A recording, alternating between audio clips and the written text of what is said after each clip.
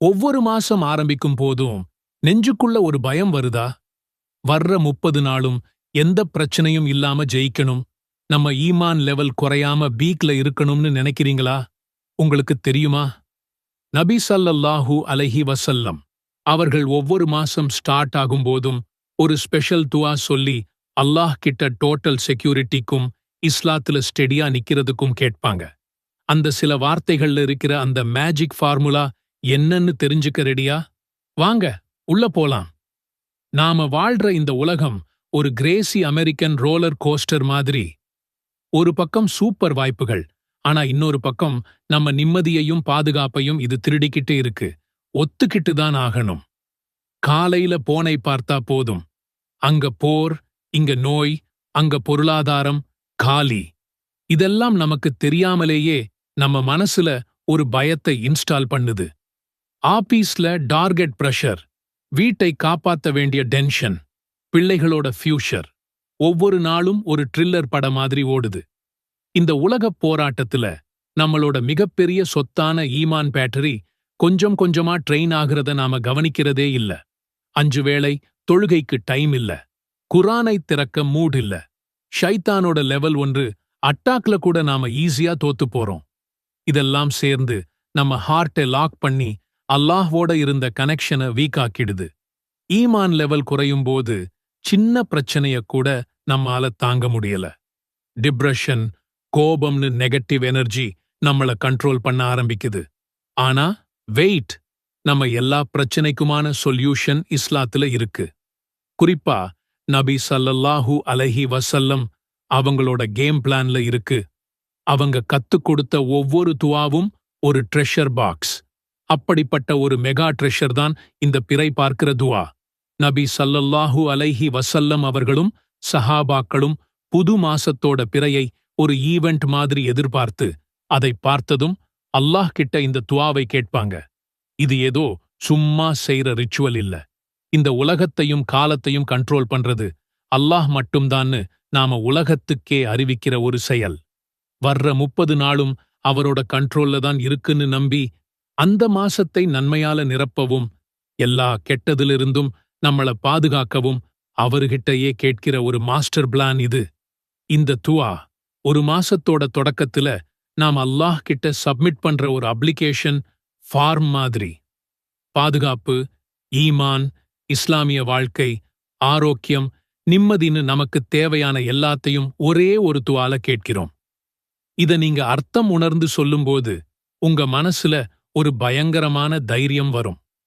நான் தனியா இல்ல, என் பாஸ் அல்லாஹ் என் கூட இருக்கான். இந்த மாசத்தோட எல்லாத்தையும் அவர்கிட்ட ஒப்படைச்சிட்டேன்கிற எண்ணம் உங்களுக்கு ஒரு சூப்பர் பவரை கொடுக்கும். அல்லாஹும்ம அஹில்லஹு அலைனா பில் அம்னி வல் ஈமான் வஸ்ஸலாமதி வல் இஸ்லாம் ரப்பி வரப்புக்கல்லாஹ்.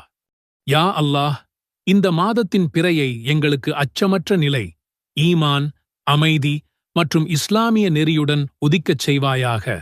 பிறையே எனக்கும் உனக்கும் ரப் அல்லாஹ்வே ஆவான். இந்த துஆவுல இருக்கிற ஒவ்வொரு விஷயமும் பாதுகாப்பு, ஈமான், சாந்தி, இஸ்லாம், நம்ம இந்த மறு உலக வெற்றிக்கு ரொம்ப முக்கியம். மாச ஆரம்பத்திலேயே இதுக்காக கேட்கும்போது அந்த மாசம் முழுக்க இதை அடைய ஒரு பயங்கர மோட்டிவேஷன் கிடைக்கும். ஒவ்வொரு இஸ்லாமிய மாசமும் பிறையை பார்க்கும்போது இந்த துஆவை மனசார சொல்லுங்க. பிறை பார்க்க முடியலையா? No problem. போன மாசத்தை 30 நாளா முடிச்சிட்டு அடுத்த நாள் இந்த துஆவை சொல்லுங்க. மனப்பாடம் பண்ணிட்டா பெஸ்ட். முடியலையா? போன்ல சேவ் பண்ணி பார்த்து சொல்லுங்க. முக்கியம் என்னன்னா, அர்த்தத்தை உணர்ந்து முழு மனசோட அல்லாஹ் கிட்ட கேட்கணும். நான் உங்க எல்லாருக்கும் ஒரு சேலஞ்ச் கொடுக்கிறேன். இன்ஷா அல்லாஹ் அடுத்த மாசம் பிறக்கும்போது இந்த துஆவை சொல்லி நம்ம மாசத்தை ஆரம்பிக்கலாமா? Yes or no? நாம் அல்லாஹ் கிட்ட பாதுகாப்பு கேட்டா அவன் தருவான். ஈமான்ல உறுதி கேட்டா அவன் தருவான். இஸ்லாத்துல நிலைக்க உதவி கேட்டா அவன் வழிகாட்டுவான். இதுல எந்தச் சந்தேகமும் இல்லை. சோ ஒவ்வொரு மாசமும் இந்த நபிவழி துஆவை ஓதி நம்ம லைஃபை லெவல் அப் பண்ணுவோம். நம்ம ஒவ்வொரு மாசத்தையும் அல்லாஹ்வின் பாதுகாப்புல, ஈமானோட உறுதியில, இஸ்லாத்தோட நிழல்ல ஒரு வின்னரா வாழ்ந்து காட்டுவோம். எல்லாம் வல்ல அல்லாஹ் நம் எல்லோருக்கும் அந்த பாக்கியத்தை தருவானாக. ஆமீன். اللهم صل على محمد النبي الأمي وعلى آله وسلم تسليما. அல்லாஹ்வே, உம்மை நபியான முஹம்மத் ஸல்லல்லாஹு அலைஹி வஸல்லம் அவர்கள் மீதும் அவர் குடும்பத்தினர் மீதும் உனது அருளைப் பொழிவாயாக. அவர்களுக்கு முழுமையான சாந்தியையும் சமாதானத்தையும் வழங்குவாயாக. ربنا آتنا في الدنيا حسنة وفي الآخرة حسنة وقنا عذاب النار. துஆவின் பொருள்: எங்களின் இறைவா, இம்மையிலும் நல்லதைத் தருவாயாக, மறுமையிலும் நல்லதைத் தருவாயாக, மேலும் நரக வேதனையிலிருந்து காப்பாற்றுவாயாக. வாழ்க்கையில தீர்க்கவே முடியாத கஷ்டங்கள் உங்களை சூழ்ந்து நிற்கிறதா? நம்பிக்கையெல்லாம் போய்விட்டது போல் உணர்கிறீர்களா? கடன், நோய், மனக்கவலைன்னு எதுவாக இருந்தாலும் சரி, ஒரே ஒரு சக்தி வாய்ந்த கருவி உங்கள் தலையெழுத்தையே மாற்றும்னு சொன்னா நம்புவீங்களா? நம்ம எல்லாருடைய வாழ்க்கையிலும் போராட்டங்கள் இருக்கு. காலையில் கண் விழிப்பதிலிருந்து இரவு தூங்கப் போகும் வரைக்கும் நம்மைச் சுற்றி ஏதாவது ஒரு பிரச்சனை. ஒரு பக்கம் பணக்கஷ்டம், இன்னொரு பக்கம் குடும்பத்தில் நிம்மதியில்லை. நாளைக்கு என்ன நடக்குமோ என்ற பயம் நம் தூக்கத்தையே கெடுக்குது. இந்தச் சூழலில் மாட்டி யாரிடம் உதவி கேட்பது என்று தெரியாமல் பல நேரம் நாம் தவிக்கிறோம். எல்லா வழிகளும் அடைந்துவிட்டது போல உணர்கிறோம். ஆனால் நம்பிக்கைக்கான ஒரு கதவு மட்டும் எப்போதுமே திறந்தே இருக்கிறது. அதுதான் துஆ, பிரார்த்தனை.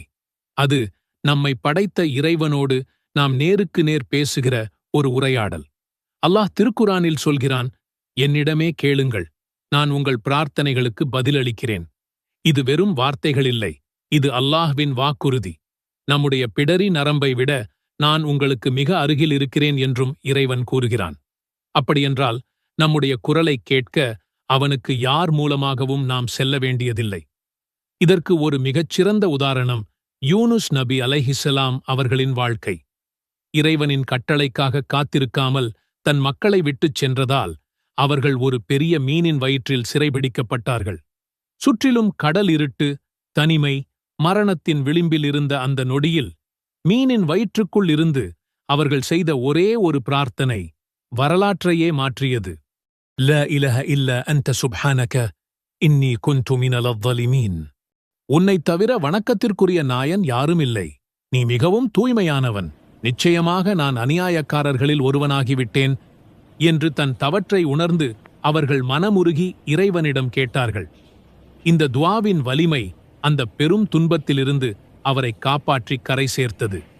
யூனுஸ் நபியின் வரலாறு நமக்கு என்ன சொல்லித் தருகிறது?